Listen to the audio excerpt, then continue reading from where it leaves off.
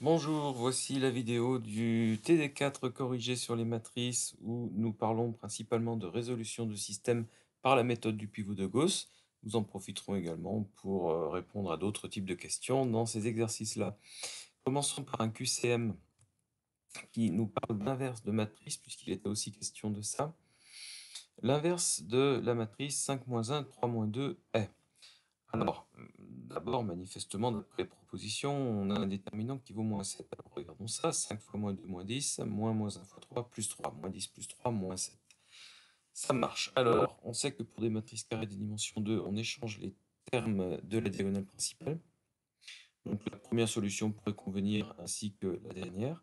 Et puis, on change le signe des autres coefficients. Donc, 1 en bas à gauche, moins 3 en haut à droite. Et c'est le cas de la réponse numéro 4. Pour la matrice 2, 8, 3, 5, là j'ai lu en diagonale, nous avons une inverse qui va être celle-ci, encore une fois, au gré des changements à apporter à la matrice de départ, et sachant qu'ici on a un déterminant qui vaut 1. 2 fois 8, 16, moins 3 fois 5, 15. L'inverse de cette matrice-là est aucun des trois. Alors, on pourrait se dire, bah tiens, oui, on n'a plus qu'à transformer notre matrice de la bonne façon. Oui, mais son déterminant vaut 0. Moins 42, plus 42. Donc cette matrice n'est pas inversible. AB est le produit de deux matrices carrées A et B inversibles. L'inverse de AB est alors. Alors oui, effectivement, l'inverse de AB est B-1, A-1. L'inverse d'une matrice est la matrice qui multipliée à la première donne I. AB-1, par exemple, multiplié par AB, ne donne pas I. AB-1, AB ne se simplifie pas spécialement. Je rappelle que le produit n'est pas commutatif. Chez les matrices, on ne peut pas déplacer des facteurs. BA-1, AB est égal à B fois B, et pas forcément à I. A-1, B-1 fois A fois B ne donne rien, alors que B-1, A-1 fois A fois B va donner B-1, B, et donc I. Deuxième exercice, nous avons une matrice carrée de dimension 2. Dans le plan usuel, on définit l'application linéaire f 1, 2, moins 3, 4. Donc, qui transforme tout vecteur U par produit en un vecteur f de U, qui sera la matrice f fois le vecteur U. Déterminer le vecteur W tel que f de W égale moins 1, 18.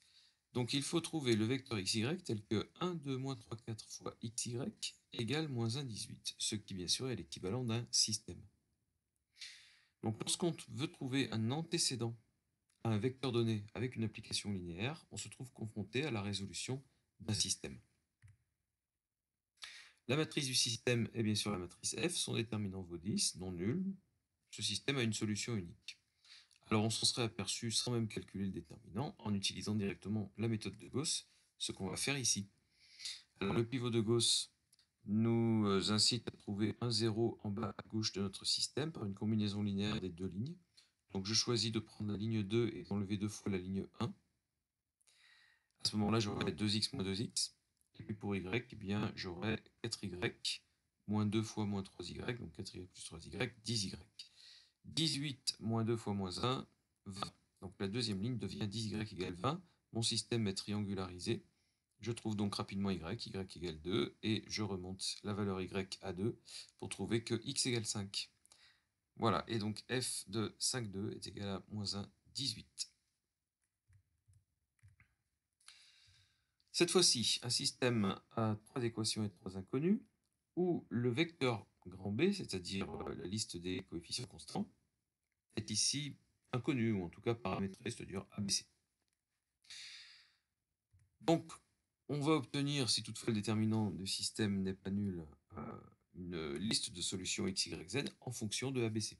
Alors, je calcule le déterminant du système, je m'aperçois qu'il vaut 3, il n'est pas nul. Le système admet une solution unique. Encore une fois, on peut se passer de ce genre de remarque si on décide d'appliquer le pivot de Gauss, et nous allons appliquer le pivot de Gauss. Donc, prenons la matrice qui s'appelait C dans le cours, donc la matrice du système, typiquement appelée grand A, à laquelle on adjoint une quatrième colonne, le vecteur grand B. Nous allons créer des combinaisons linéaires pour faire apparaître des zéros.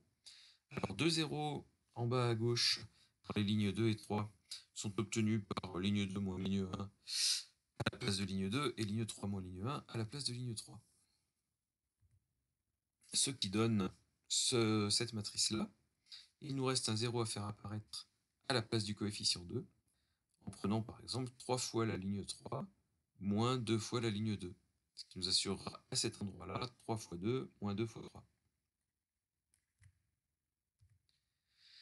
On obtient ce système, on remarque que sur sa diagonale, on n'a pas de coefficient nul. C'est quelque chose qui avait été fait à la fin, une remarque en tout cas qui avait été faite à la fin du cours numéro 4. Ce qui signifie qu'effectivement le système va avoir un triplet solution unique. Alors, ça veut dire quoi? La troisième équation nous dit, maintenant qu'on est triangularisé, 3z égale 3c moins 2b moins 1. Au-dessus, on a 3y égale b moins 1. Et en première équation, x moins y plus z égale a. Donc de proche en proche, on va pouvoir tout écrire en fonction de ABC, aussi bien z que y que x. Et donc, on finit par écrire cette solution. X égale a plus b moins c, y égale b moins a sur 3, et z égale c moins 2 tiers de b moins 1 tiers de a. Alors évidemment, si dès le départ a, b et c avaient des valeurs fixées, par exemple 2, 10 et moins 5, on aurait des résultats précis pour x, y et z. Mais ici, on a une expression de x, de y et de z en fonction de a, b et c. Alors, ce qui est très intéressant à voir dans cette configuration, c'est qu'on a inversé l'écriture du système. Au démarrage, on avait les écritures des coefficients a, b et c, chacun en fonction de x, y et z. La technique de l'inversion, créée ici par la méthode du pivot de Gauss, nous a permis d'inverser les écritures, donc d'obtenir x, y et z en fonction chacun de a, b et c. Alors, de là à dire que l'on a une matrice inverse, eh bien, il n'y a qu'un pas. Et effectivement, si vous inversez l'écriture d'un système, vous êtes en train de trouver l'inverse d'une matrice donnée. Et on a en fait sous les yeux, à peu de choses près, l'inverse de la matrice de départ qui était cette matrice du système. Il suffit de relire les coefficients maintenant de A, B et C dans les écritures de X, de Y et de Z. Alors c'est justement ce qui va être l'objet de la suite et fin de l'exercice. Alors, pour déduire que la matrice est inversible et donnée à puissance moins 1, alors on va le déduire, mais sans forcément la donner tout de suite. A est la matrice du système précédent, qui peut s'écrire sous forme matricielle, A fois le vecteur x, y, z égale le vecteur ABC. Or, on vient d'obtenir une écriture de x, y et z en fonction de ABC. Donc c'est exactement ce qu'on avait obtenu ici. Et la matrice A puissance moins 1 existe forcément, puisqu'on a réussi à inverser notre système, et est constituée des coefficients qui sont présents devant A, B et C dans les écritures de x, de y pour la deuxième ligne de la matrice, et de z pour sa troisième ligne. Donc si je reviens en arrière et que je vais trouver mes écritures obtenues, je m'aperçois que la première ligne de A puissance moins 1 est forcément constituée de 1, 1 et moins 1. Sa deuxième ligne va être constituée de moins 1 tiers et 0 pour petit c. Et enfin, la dernière ligne, moins 1 tiers, moins 2 tiers et 1. Toujours dans l'ordre ABC, bien sûr. Voilà. Et donc, on aura cette matrice-là, dont on pourra vérifier, si on veut vraiment s'en convaincre, qu'en la multipliant à la matrice A, elle nous fait bien obtenir la matrice identité. Quatrième exercice, je donne encore une matrice carrée de dimension 3, calculez A au carré, puis B égale 4A moins A au carré. Encore une fois, on se retrousse les manches, on multiplie la matrice A par elle-même, on calcule les 9 résultats, et on obtient cette matrice A carré. Puis on calcule la matrice B, 4 fois A moins A carré, terme à terme, encore une fois, les 9 calculs doivent être effectués. Calculer le produit AB en déduire l'inverse de la matrice A. Alors, ce genre de question signifie que AB ne doit pas être très loin de la matrice identité. Si je calcule AB, je trouve effectivement 10 fois la matrice identité. Donc, A fois 1 dixième de B vaut I. Et donc, par définition, 1 dixième de B est l'inverse de la matrice A. Grâce à la question 1, résoudre directement le système linéaire 2x moins y plus 3z égale moins 1, et ainsi de suite. Alors, on s'aperçoit que la matrice de ce système est la matrice A. Et que donc, pour résoudre ce système, il faut inverser l'écriture du système, et donc inverser la matrice A. Donc, cette fois-ci, on ne va pas utiliser le pivot de Gauss pour résoudre ce système. Si on a la matrice A puissance moins 1 sous les yeux, on conclut directement. Je résumerai plus rapidement en disant que j'appelle U mon vecteur x, y, z, et V mon vecteur moins 1, 5, moins 1. ce que dans le cours on appelait vecteur grand X et vecteur B, mais peu importe. Si AU égale V, ce que le système nous dit, alors par inversion, U égale A puissance moins 1 fois V. Et comme on connaît A puissance moins 1, eh bien on n'aura aucun mal à trouver le vecteur U. Exercice 5, je prends une matrice où cette fois-ci j'ai un paramètre à l'intérieur de la matrice. 1, 1, 1, alpha 2, et 2, 2, alpha. Alpha est un réel quelconque.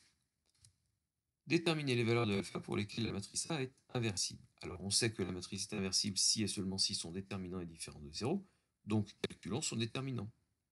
Alors je vais y aller comme ça, en utilisant la règle de Sarus, pourquoi pas, donc en imaginant mes 6 diagonales à partir de cette matrice. Allez, 1 fois 2 alpha fois alpha, 2 alpha carré. Deuxième diagonale, alpha fois 2 fois 1, 2 alpha. Donc pour l'instant j'ai 2 alpha carré plus 2 alpha. Troisième diagonale, 2 fois 2, 4. 2 alpha carré plus 2 alpha plus 4. Diagonale dans l'autre sens, moins 4 alpha carré. Ah, donc je suis à moins 2 alpha carré plus 2 alpha plus 4. Moins 4. D'accord? Moins 2 alpha carré plus 2 alpha. Et enfin, moins alpha carré. Très bien. Donc je trouve alpha carré moins 2 alpha à l'arrivée. Donc alpha facteur de alpha moins 2. Alors bien entendu, vous pouvez vous-même détailler le calcul.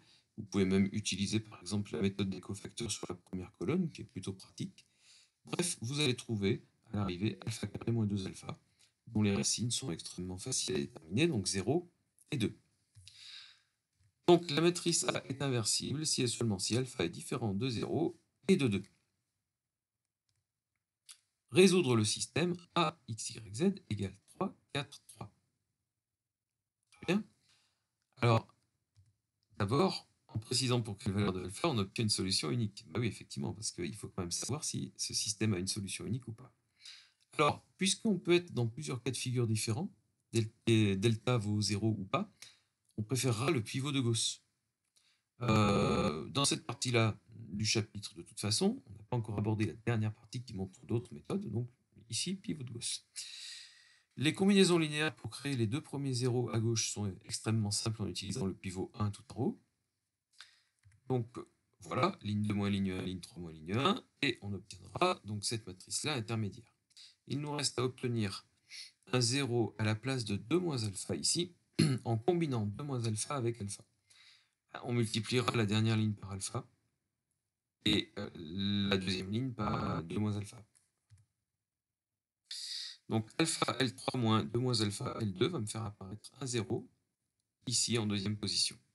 Par contre, il va falloir mener les calculs pour les autres coefficients, et on obtient effectivement cette matrice-là. Alors, donc, ça va être équivalent à un système qui nous dit en troisième ligne que alpha alpha moins 2 z égale alpha moins 2. Si jamais alpha vaut 0, on est en train de dire que 0 égale moins 2. Donc alpha égale 0 me donne effectivement un système qui ne possède pas une solution unique et qui en plus n'en possède pas du tout puisque la troisième ligne va être incohérente. Donc par exemple, alors décortiquons un petit peu justement les différents cas de figure. Donc j'obtiens ce système-là. Si alpha égale 0, donc comme je le disais, la troisième ligne est impossible, il n'y a pas de solution au système. C'est fini. Maintenant, si alpha égale 2, c'était la deuxième valeur de alpha qui rendait le déterminant du système nul. Si alpha égale 2, la troisième ligne du système nous dit 0 égale 0. Et z n'a rien à voir dans l'histoire, z peut être quelconque. Très bien. Et si alpha égale 2, eh bien la deuxième ligne et la première ligne vont me permettre de déterminer des écritures. Donc la troisième ligne donne une infinité de solutions pour z, la deuxième ligne fixe y à 1,5, et la première ligne conduit à x égale 2 moins 2z. Z réapparaît dans x. Bah effectivement, si je suis dans le cas d'un système qui possède une infinité de solutions, c'est que les coordonnées de mon vecteur solution ne sont pas fixées. Donc elles dépendent d'un paramètre, et ici c'est z qui va jouer le rôle de paramètre. Donc j'ai une infinité de solutions, mais pas n'importe lesquelles, tous les vecteurs de forme 2 moins 2z, 1,5 et z. Troisième cas, alpha est différent de 0 et de 2. En particulier, dans la troisième ligne, je peux simplifier par alpha moins 2. Et donc la troisième ligne se résume à alpha z égale 1. Donc z égale 1 sur alpha. Je suis dans le cas aussi alpha différent de 0. Donc je peux très bien écrire 1 sur alpha. Donc si z égale 1 sur alpha, je remonte dans l'équation du dessus qui me dit aussi que y égale 1 sur alpha. Et puis x qui, après calcul, en remplaçant y et z par 1 sur alpha, va me donner 2 moins 2 sur alpha. Très bien. Donc j'ai mon unique vecteur solution qui va s'écrire de cette façon-là. Par exemple, si alpha égale 1, eh bien j'ai x égale 0, y égale 1, z égale 1. Quelle valeur de alpha ce vecteur est-il unitaire, c'est-à-dire de norme 1? Bon, je reprends mon vecteur. Je veux que sa norme soit égale à 1. La norme d'un vecteur, c'est la racine carrée de la somme des carrés des coordonnées. Si je veux que ce résultat donne 1, c'est que sous la racine carrée, mon résultat doit être égal à 1 aussi. Il n'y a pas d'autre solution. Très bien. X carré plus y carré plus z carré égale 1. Je mets donc à profit cette égalité pour mener le calcul de la somme des carrés de ces coordonnées-là. Ça doit être égal à 1. Je n'ai aucun mal à mettre tout ça sur le même dénominateur. Donc le premier numérateur vaudra 4 alpha moins 1 au carré, le deuxième vaut 1, le troisième vaut 1.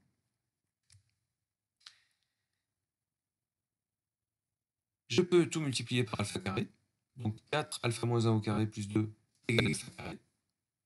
Et donc en développant et en ramenant tout dans le membre de gauche, j'obtiens un polynôme du second degré, 3 alpha carré moins 8 alpha plus 6 égale 0. Le discriminant de cette équation du second degré vaut 64 moins 4 fois 3 fois 6. 64 moins 4 fois 18, ça va être problématique. C'est négatif.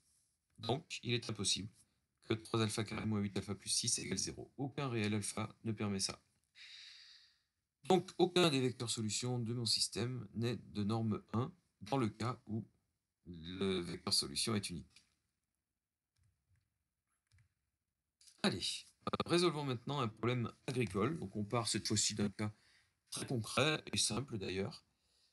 Il y a deux champs dont la surface totale est 180 m². Alors, des petits champs, des petits jardins. Le premier produit du grain avec un rendement de 7 boisseaux au mètre carré, tandis que le second produit du grain avec un rendement de 5 boisseaux au mètre carré. Peu importe ce que signifie un boisseau, tout ce qu'on a, ce sont des données numériques qui vont se traduire dans un système, dans une mise en équation. La récolte totale est de 1100 boisseaux. Quelle est la surface de chaque champ? Donc on a typiquement un problème, pas de robinet, mais enfin, on est sur un problème très classique de mathématiques qui est là pour être traduit vite en équation.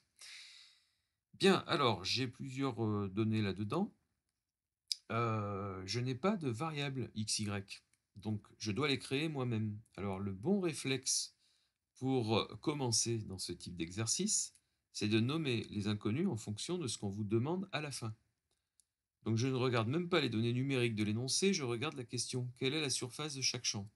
Eh bien voilà, voilà x et y. J'appelle x la surface du premier champ et y la surface du deuxième.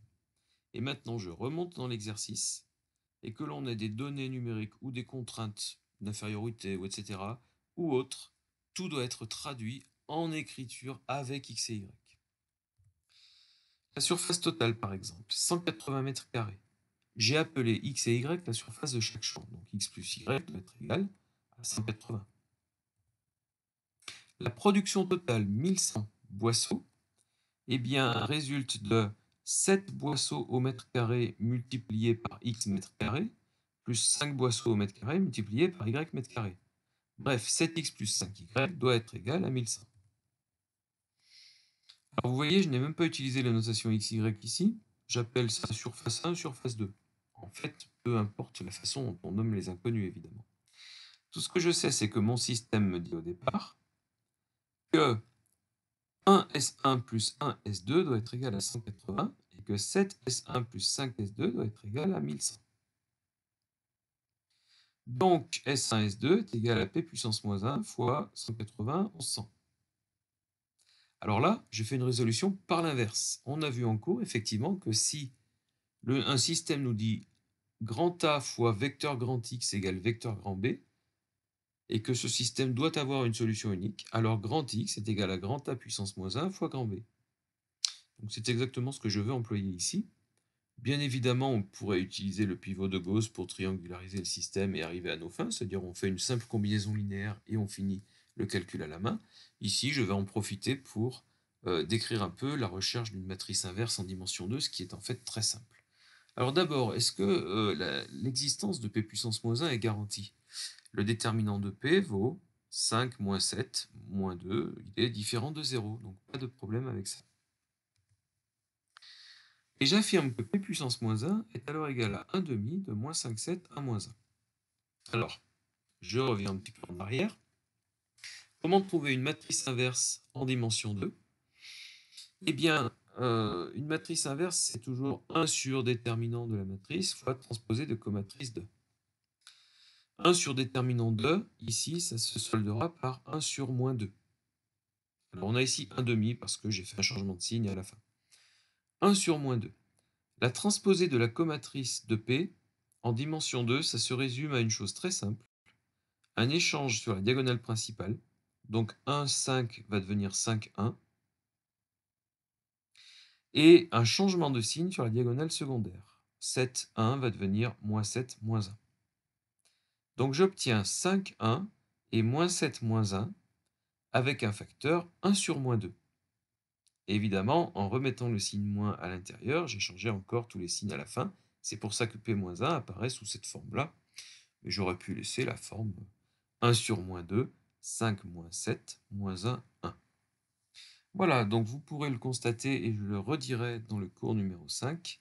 Pour déterminer l'inverse d'une matrice en dimension 2, ça va très vite en fait. Il y a juste une manipulation à faire sur la matrice de départ. Bien, donc on termine nos calculs là-dessus. 1 demi de moins 5,7 à moins 1 fois 180 1100 va donner à l'arrivée 180. La surface du premier champ vaut 100 mètres carrés et celle du second 80 mètres carrés. Je vérifie rapidement que le total donne bien 180. Et que la récolte totale, qui vaut 7 fois 100 plus 5 fois 80, ça me donne donc 700 plus 400, donne bien en tout 1100. Effectivement, ça marche. Voilà, on se retrouvera donc pour le cours numéro 5 et le corrigé du TD numéro 5 et nous en aurons fini avec notre chapitre de première année. Je vous remercie, je vous dis à très bientôt, au revoir.